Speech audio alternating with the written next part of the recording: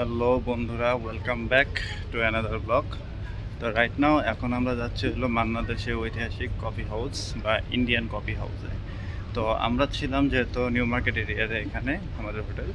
তো এখান থেকে আমরা হচ্ছিল এখন মেট্রো নিব। মেট্রোতে আমি অলরেডি মেট্রো স্টেশনে আছি, স্প্যাল্যান্ড মেট্রো স্টেশন, যেটা মাইক্রো স্ট্রিটের এখানে বা ধর্মতলায়। তো স্প্যাল্যান্ড মেট্রোতে আমরা হচ্ছিল 5 টাকা দিয়ে আমরা চলে যাব হচ্ছে হলো ইয়াতে কী বলে সেন্ট্রাল সেন্ট্রাল রেল স্টেশনে, মানে অর্থাৎ মেট্রো স্টেশনে। তো সেন্ট্রালে যাওয়ার পর সেখান থেকে হচ্ছে হলো আমরা কফি হাউসের দিকে যাব। তো এখন হচ্ছে আমরা সেন্ট্রালের দিকে যাচ্ছি। অলরেডি আমরা সেন্ট্রাল মেট্রো স্টেশন আছে, এটা মেট্রো স্টেশনের ভিতরে আছি। তো চলুন আগাই। তো ফাইনালি বন্ধুরা আমরা হচ্ছিল সেন্ট্রালের মেট্রো থেকে বেরিয়ে এখন হচ্ছিল আমরা ডান দিকে হাঁটছি। সেন্ট্রাল পিছনে, তো পিছন থেকে বেরিয়ে আমরা ডান দিকে হাঁটবো। তো ডান দিকে হাঁটতেই তারপর সামনে আমরা কফি হাউসের দিকে এগিয়ে যাবো। তো আমরা যাচ্ছি। আর এই জায়গাটা হচ্ছে হইলো আমাদের ঢাকার নীলক্ষেতের মতো, প্রচুর বই টই পাওয়া যায়। এটা পুরোটাই বইয়ের লাইব্রেরি, এগুলো সব। আর এই যে এই রাস্তাটা হচ্ছিল ট্রাম্পের, আমরা ওই পাশে যাই রাস্তা। এখানকার ট্রাফিকগুলো খুব সিস্টেম খুব ভালো, দেখো কোনো ট্রাফিক পুলিশ নেই, কিন্তু সবাই ওই সিগন্যালের কারণে সিগন্যালগুলো মেনে চলে। আর আমার এই পাশে হচ্ছে হলো ইউনিভার্সিটি অফ কলকাতা।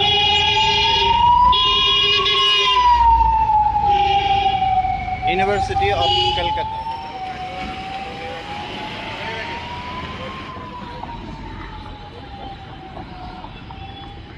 বইয়ের দোকানগুলো, লাইব্রেরি, এখানে সব হচ্ছে। হ্যাঁ হ্যাঁ হ্যাঁ। আর এই যে স্কুলটা অনেক পুরাতন, 1818 সালে এই স্কুলটা নির্মিত। আর ওই পাশেও অনেক লাইব্রেরির দোকান। আপনি যেখান থেকেই আসুন না কেন, আপনাকে অবশ্যই কলকাতাতে কলেজ রোডে আসতে হবে। এই যে এই বিল্ডিংটাই হচ্ছে হলো কফি হাউস। তো আমরা এখন এটার ভিতরেই ঢুকবো। আর এটাই হচ্ছে হলো কলেজ রোডের ঠিক পাশে, মানে কলেজ রোডেই বলা যায়। তো এটাই হচ্ছে হলো সেই ঐতিহাসিক কফি হাউস। তো চলুন আমরা এখন ভিতরের দিকে ঢুকি। আর এই যে ইন্ডিয়ান কফি হাউস লেখাই আছে, তবে এটা কখন খুলে সে ব্যাপারে আমাদের কোনো ধারণা ছিল না। তো আমি এর আগেও আসছিলাম যদিও, কিন্তু এটার টাইম টেবিলটা কোথাও দেওয়া ছিল না। তো চলুন ভিতরে ঢুকি, দেখা যাক কি হয়। 12টার দিকে খুলবে, আপাতত বন্ধ এখন। তাহলে আমরা এখন কলকাতা ইউনিভার্সিটির দিকে একটু ঘুরে আসি। ইউনিভার্সিটির দিকে একটু ঘুরে আসি, যেহেতু এটা 12টায় খুলবে। একটু সময় আমরা ওখানে একটু কাটাই স্টুডেন্টদের সাথে। হিন্দু স্কুলের পাশে হচ্ছিল কফি হাউসের রাস্তাটা।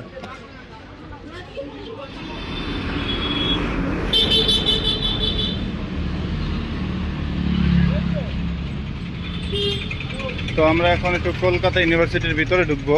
আমি জানি না ঢুকতে দিবে কিনা, ট্রাই করি। ঢোকার পারমিশন সম্ভবত পাবো না, এখানে বাইরের মানুষ সম্ভবত অ্যালাউ না। আর ক্যামেরা তো মানে আরও চালাতে দেবে না। তারপর আমরা একটু ঢোকার চেষ্টা করি, দেখি ঢুকতে দেয় কিনা। চলুন যে আগে ভিতরে কথা বলি। এখানকার সিকিউরিটিদের সাথে কথা বললাম, তো ওনারা বললো যে না, ভিতরে ঢোকার পারমিশনটা নেই, বাইরে থেকে দেখানো যাবে। তো এটা হচ্ছে কলকাতা ইউনিভার্সিটি। তো ভিতরে যাওয়ার পারমিশন না থাকার কারণে আমি ভিতরটা দেখাইতে পারলাম না।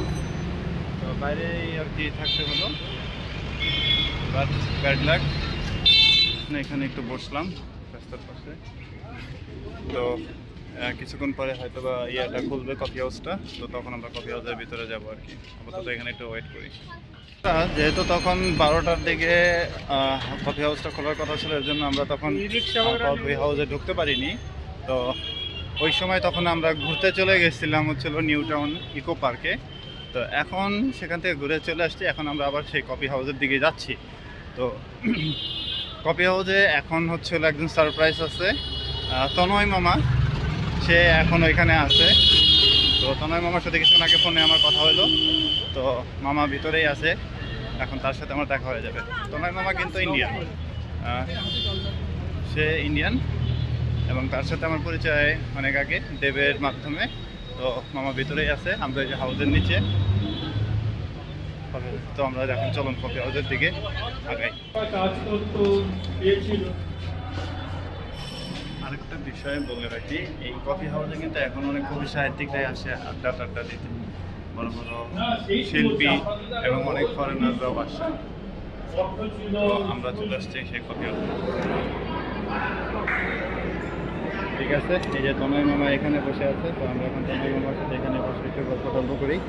এলো কফি হাউস, উপরে একজন সিং আছে। কফি হাউসের দেওয়ালে যে সকল ফটোগুলো দেখা যাচ্ছে, এগুলো অনেকেরই দান করা, অনেকের নিজের স্বেচ্ছায় এগুলো এখানে এঁকে দিয়ে জমা দিয়ে গেছে। আসলে এখানকার মানুষগুলো খুব শৌখিন, যার কারণে এখানকার দেওয়াল চিত্রগুলো বা এই ডিজাইনগুলো অনেকটাই এখানকার লেখক বা শিল্পী যারা আছে তাদেরই মানে একটা বহিঃপ্রকাশ। তো এই তথ্যগুলো আমি তনয় মামার কাছ থেকে জানতে পারলাম, তিনিও এখানকার একজন শিল্পী। আর এই যে আমাদের ওয়েটার মামা, উনি হচ্ছিল জগদীশ দা। এই হচ্ছিল সেই কফি হাউস।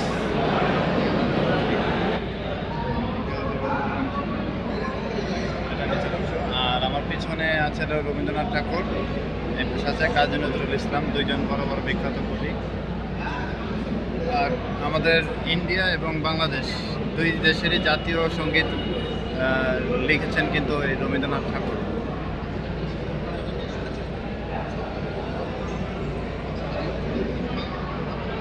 আর এই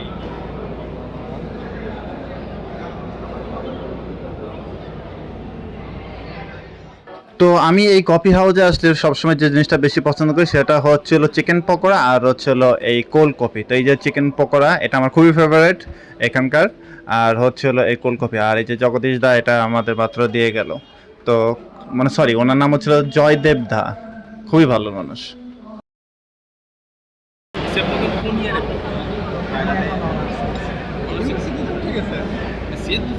তো এখন কফি হাউসে বসে কফি খাচ্ছি।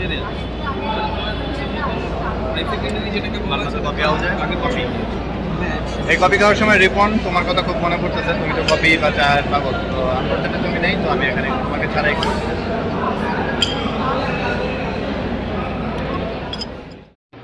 চলুন এবার কফি হাউসের আমরা দোতলার থেকে একটু ঘুরে আসি। তো এই হচ্ছিল কফি হাউসের দোতলা, দোতলার থেকে এই হচ্ছিল দোতলার দৃশ্য। তো মজার ব্যাপার হচ্ছিল, বাইরে থেকে কোনোভাবেই বোঝার উপায় নাই যে দোতলাটা থেকে বা এটার ভিতরে এত বড় একটা স্পেস বা এত বড় একটা কফি হাউস, সেটা বাইরে থেকে কোনোভাবে বোঝার উপায় নেই। আর ওই যে ওইখানে হচ্ছিল সানিয়ার তনয় মামা বসে আছে, তো আমি হচ্ছিল একদম উপরে। এখন হচ্ছিল কফি হাউসের আমি দোতলায় আছি। আমি দোতলার থেকে যে নিচের অংশটা দেখা যাচ্ছে, এটা হচ্ছিল চারপাশেই ঘোরা করেছে একদম পুরোটাই। রেস্টুরেন্ট সেম ভরপুর, আমার পিছনেও আছে এখানে। আর নিচের দিকে তো সব মিলে দুর্দান্ত, এখানেও খারাপ না।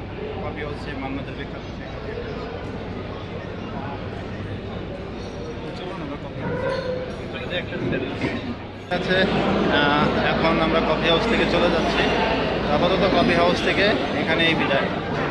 বাই বাই, আবার দেখা হবে নতুন। আল্লাহ হাফেজ।